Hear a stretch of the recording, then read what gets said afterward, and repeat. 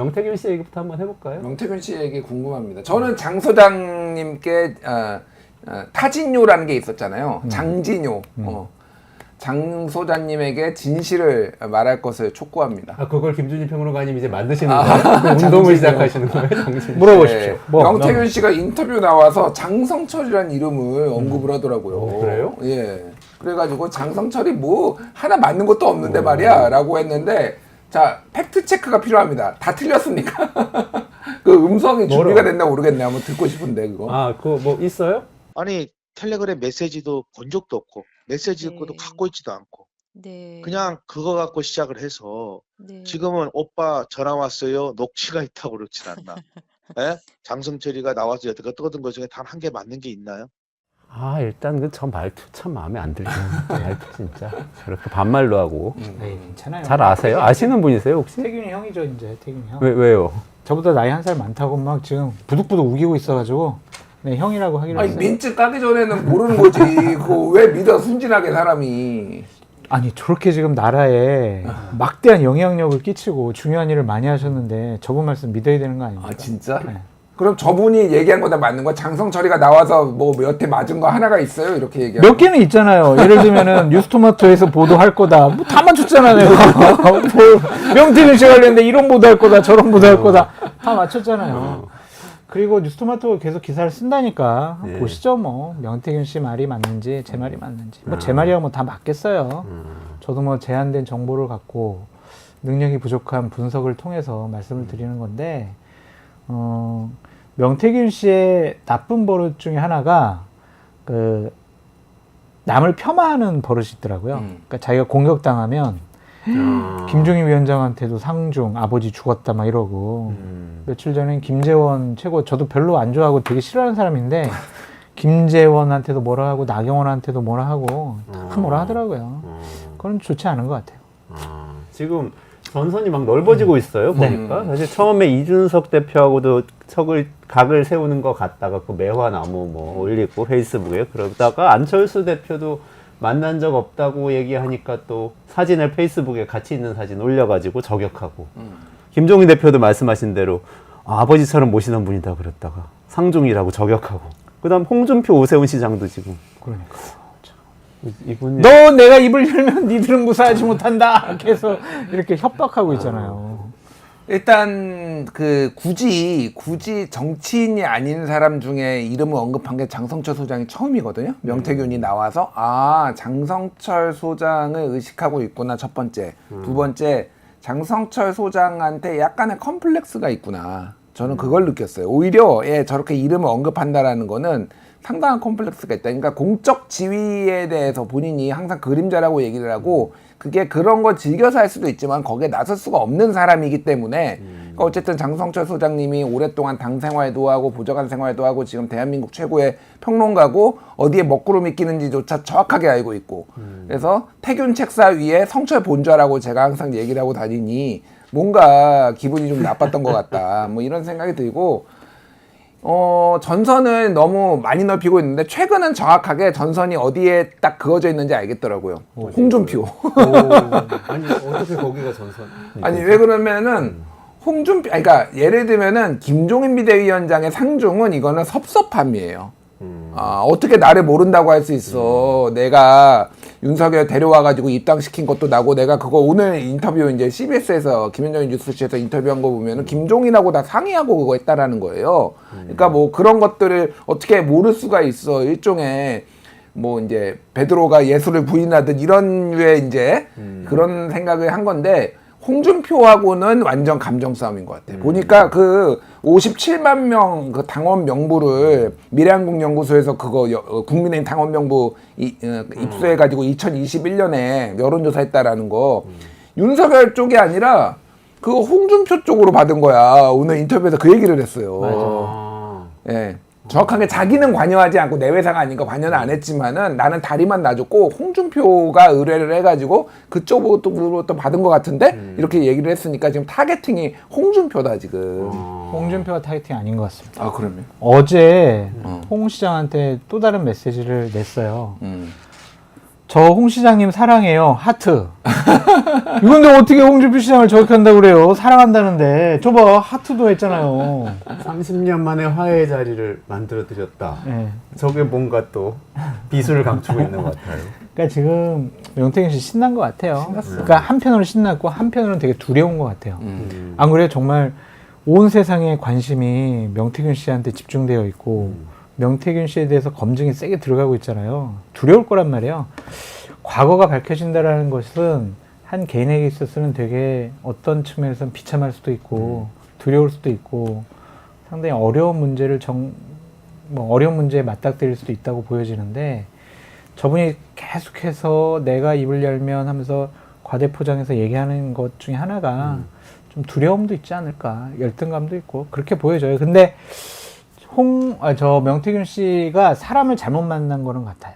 그러니까 직접 후보들을 만난 것이 아니라 저 같은 중간에 실물을 보는 사람하고 같이 여러 가지 일을 했으면 훨씬 더 중요한 일을 많이 했을 것 같은데 태균이 형 저기 다음부터 후보 직접 만나지 말고 나한테 직접 연락하셔. 그럼 나랑 같이 2026년 지방선거, 2027년 대선, 2028년 총선 보수파의 승리를 위해서 같이 힘을 합쳐 봅시다.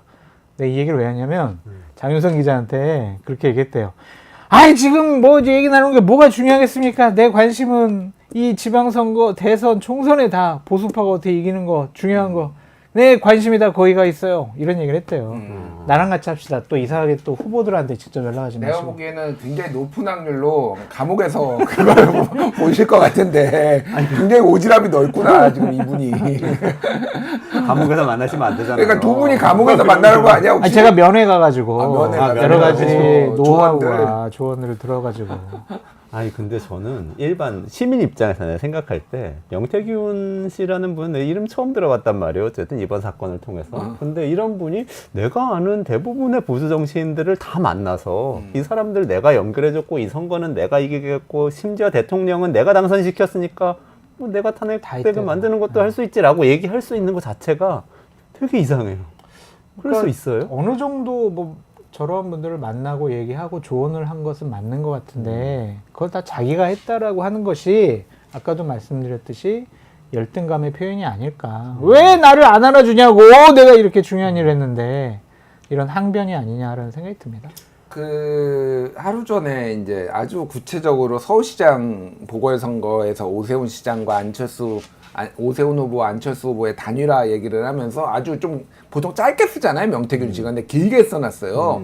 그러니까 이제 오세훈 시장 후보 측에는 지금 단일화 여론조사 하면은 지니까 무조건 시간 끌어야 된다라고 하면서 본인이 뭐 여러 가지 뭐 유선 전화를 20%를 넣는 거를 무조건 주장을 해가지고 그 협상하는 과정에서 시간을 끌어야 된다 뭐 이런 얘기를 했다라는 건데 사실관계는 다 맞아요. 그러니까 사실관계는 다 맞는데 그거를 정말로 명태균이 했는지는 모르는 거지 사실. 그 주변 사람들도 그 얘기는 조금 부인하고 있는 상황인데 어쨌든 이 과정에 대해서 전혀 개입을 안 했다라고 볼 수도 없지만은 이거를 다 했다고 보기도 어려운 뭐 이런 거. 사실 선거라는 게 한 사람이 완벽하게 주도하기 어렵고 여러 사람이 아이디어도 모으고 하면서 또 롤이 각각 나눠져 있는데 오늘 뭐 그 김종인 제작, 뭐 이준석 감독, 그 명태균 시나리오 뭐 이런 얘기를 본인이 하더라고. 그러니까 이 하나 만드는데 제작 과정에 얼마나 많은 사람이 필요한지 아느냐 하면서 그러니까 본인이 시나리오를 다 짰다라는 거고 그 시나리오대로 모든 게 오세훈도 움직이고 이준석도 움직이고 뭐 윤석열도 움직였다라는 건데 좀 과하다 내가 보기에는. 근데 역할이 없었다라고 보기에는 힘든 정황이 너무 많아요. 그러니까. 예. 믿지 못하시겠지만 2021년도 서울시장 재보궐선거 때 제가 국민의힘 소속으로 비전전략실 부위원장 역할을 했어요. 그래서 저희가 이틀에 한 번씩 모여가지고 어떻게 하면 이제 서울시장 선거를 이길 수 있을까 계속 논의했었거든요. 그때 이제 실장이 김근식 교수, 네. 윤희석 대변인도 거기에 있었고 한 10명이 모여가지고 계속 오세훈 후보 쪽 핵심 실세랑 논의하고 상의하면서 전략을 짰었거든요. 거기서 나왔던 얘기들이 하나의 전략으로 많이 그때 보도가 됐었고 그때도 전 명태균 씨 이름은 그때도 못 들었어요. 저는 들은 거는 이제 대선 이후에 얘기를 들었는데 제가 정치권 짬밥이 많이 있고 인맥도 많이 있는데 그때 명태균 씨를 제가 참 못 들었는데 중요한 일을 저렇게 다 했다고 하니까 약간은 좀 당황스럽습니다. 보통 근데 비선 실세라고 하는 사람들은 후보나 또는 그 선출직하고 직접 자기는 소통하면서 직접 얘기를 해줬다. 이렇게 얘기를 하고 이분도 지금 그렇게 주장하고 있는 거 근데 아니에요? 이제 그래도 흔적들은 남거든요. 아니 예를 들면 우리가 생각지도 못한 전략과 메시지가 나간다. 그러면은 이거 누구 머리에서 나온 거냐, 어디서 한 거냐 추적을 해요. 그런데 이제 그런 흔적이 안 보인다는 거지. 예를 들면은 어떠한 저런 일정 거꾸로 떨어져 내려왔어. 그러면은 후보들한테 물어볼 거 아니에요. 이거 누구랑 어떻게 상의하셔가지고 어떻게 결정 내리신 겁니까? 그러면은 그래? 그럼 저기 한번 만나봐. 막 이런 식으로 나오거든. 근데 그런 게 전혀 없었거든요. 그래서 조금 명태균 씨가 자기 역할을 과대포장하는 것이 아니냐. 그렇다고 뭐 역할이 없었다고 얘기 안 하고 태균이 형 또 오해하지 말고. 장성철이가 말하는 거 하나도 맞는 거 없다고 또 나와 그러면은. 아니 근데 이게 지금 거론된 이분들 지금 어떻게 여기에 대해서 대응하고 있어요? 해명을 그거 아니다 이렇게 얘기해버리면 끝일 수도 있잖아요. 일단 그래서. 말을 안 섞으려고 하는 사람이 일단 대부분이고요. 왜냐면 말을 하면 또 홍 시장, 홍준표처럼 뭐 말하면 또 받아치고 또 받아치고 하면은 엮이면 피곤하거든. 그러니까 아예 뭐 오세훈 시장도 그냥 일고의 가치도 없다. 뭐 이런 식으로 이제 대응을 하는 게 대부분인 것 같아요, 지금은. 근데 이제 핵심은 사실은 여기에 이제 격가지처럼 언급되는 사람이 중요한 게 아니라 결국은 김건희 여사와의 관계 이게 제일 핵심인 것 같잖아요. 어쨌든 용산에서는 두 번밖에 윤석열 후보랑 안 만났다라고 했는데 지금 확인된 것만 김종인이랑 있을 때 한번 김종인하고 같이 만나고 저기 박완수랑 같이 만나고 그리고 김영선은 소개해줬으니까 김영선이랑 만나고 이준석은 두 번 만났거든요. 지금 공식적으로 확인된 것만 5번이에요. 그러니까 그 여기인데 5번만 만났겠냐. 오늘 얘기한 거는 그냥 매일 전화하고 수시로 들었다. 후보 시절에는 뭐 그러니까 그거는 죄가 아니죠. 그거는 죄가 아닌데 그 이후에 이제 추론이 가능한 거는 그 정도의 영향력을 가지고 있었고 인수위도 들어오라고 한 게 아니라 인수위 멤버들 면접 좀 봐라. 뭐 이런 거를 제안을 했다라는 거예요. 오늘 인터뷰를 보면은 인수위에 와서 하라는 게 아니라 청와대 들어가는 것도 이제 그땐 용산이 없었으니까 그것도 본인이 거절했고 그러면은 이제 뒤에 비선 실세로서 여러 가지 영향력을 국정에 행사를 했으니 했을 가능성이 높으니 그거를 이제 파는 게 일이죠. 그래서 저는 뭐 복잡하게 할 거 없고 특검 가면 된다. 특검 가면 돼요. 그래서 명태균이는 본인이 얘기하는 게 본인한테 유리한 것만 얘기할 거 아니에요. 지금 불리한 거는 얘기 안 할 거 아니에요. 그거 다 파보면 됩니다. 그래서 핸드폰 오늘도 단독 보도로 나온 게 김영선과 명태균은 6개월마다 뭐 중요한 일이 있을 때마다 핸드폰 교체해가지고 바꿨다라는 거예요. 그럼 일단은 통신 기록부터 지금 싹 뒤지고 지금 뭐 1년밖에 안 되겠지만은 뭐 기타 등등 해가지고 빨리 수사를 해야 된다. 뭐 이 말씀드리겠습니다. 그렇게 해서 밝히면 되는데 대통령실은 지금은 해명은 굉장히 소극적이죠. 어쨌든 틀린 해명을 했고 소극적이고 그런 상태인데 명명백하게 좀 밝혀주면 좋겠는데 그거는 밝힐 수가 없으니까 못 밝히겠죠. 밝힐 수 없는 사정이 지난주에 장 소장님은 지금 얘기하는 거 이상의 경제적 공동체급의 어떤 영부인과의 관계가 있었지 않았을까? 그렇게 생각해 볼 수도 있다 이런 말씀 주셨는데. 근데 오늘 인터뷰에서 본인이 먼저 얘기를 하더라고요. 산단. 뉴스토마토에서 뭐 창원 제2산당 관련해서 명태균이 땅이 있는지 막 그런 거 지금 취재하고 다닌다라고 하던데 뭐 그건지 아니면 다른 또 뭐가 있는지 이제 보도가 나와봐야 알겠지만 명태균 씨도 저러한 취재에 대해서 상황을 인지하고 있는 것 같아요. 뭐 그런 것들은 뉴스토마토가 기사를 쓰든 아니면 다른 언론사에서 기사를 쓰든 입증 책임은 거기에 있는 거죠. 네. 저희들로서는 알 수는 없고. 네. 일단 확인을 해봐야 되겠습니다. 어쨌든 이게 이 한 사람의 발언으로 이렇게 정치권, 특히 이제 보수 정치권 전체가 다 뭔가 의혹에 휩싸이는 이런 일은 참 보기는 안 그러니까 예를 좋습니다. 들면은 저게 그냥 뉴스토마토 언론 보도 하나만 가지고는 계속 이렇게 지금 한 달 보름째 기사가 연결이 되지 않고 주목을 안 받았을 텐데 명태균 씨가 참전을 해가지고 본인 해명을 했잖아요.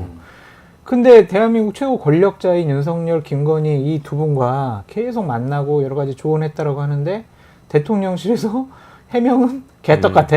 그리고 당사자인 그 윤석열 대통령 부부는 아무 말도 안 하고 계셔. 그러니까 우리는 뭔가 있구나. 명태균 씨 말이 맞을 수 있구나. 저 입에 대해서 저 사람의 발언, 메시지에 대해서 우리가 계속 언급할 수밖에 없는 상황인 거죠. 아, 요거 한마디 이거 해야 돼. 제가 이제 뉴스토마토 굉장히 응원하고 뭐 여기 또 뉴스토마토 출연도 하니까 근데 굉장히 아쉬웠던 거 하나가 있어요. 오.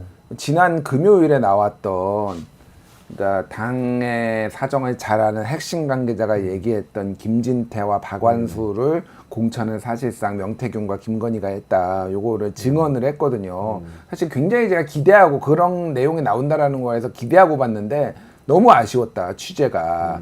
왜냐하면은 지금 별로 회자가 안 되잖아요. 그리고 그러니까 이게 그런 거 취재가 어려운 건 아는데 물증을 잡든지 좀 더 다방면에 여러 그 소스를 가지고 이렇게 해야 되는데 한 명의 거의 사실상 나는 한 명이라고 봤거든요. 한 명의 익명의 관계자로 이렇게 인터뷰를 해서 나가면 이게 파괴력이 없거든요. 그러니까 너무 지금 시간에 쫓겨가지고 한 주에 하나씩 내야 된다라는 압박감에 시달리는 게 아닌가 저 그렇게 보는데 이거는 아직 더 파볼 만한 여지가 있어요. 사실은 그때 정황들을 보면은 특히 김진태 같은 경우에는 기사회 단식 농성하다가 기사회생 됐는데 이준석도 알고 뭐 여러모로 많은 사람들이 아는 상황이거든요. 조금 너무 그 읽지 않은 거를 뭐 우리가 먼저 던져놓고 따라와라 이런 식으로 하는 게 지금은 아닌 거지. 이제는 한 방에 필요한 거고 이제 물량으로 더 많은 거를 좀 설익은 거를 내놓는 거는 아닌 것 같다 그 생각이 듭니다. 그래서 이거는 뭐 질책이라기보다는 뉴스토마토 좀 화이팅해서 좀 확실한 거를 하나 좀 끌어냈으면 좋겠다. 네. 더 파헤쳐 보도록 하겠습니다. 더 아는 거 있으면 연락 좀 주세요.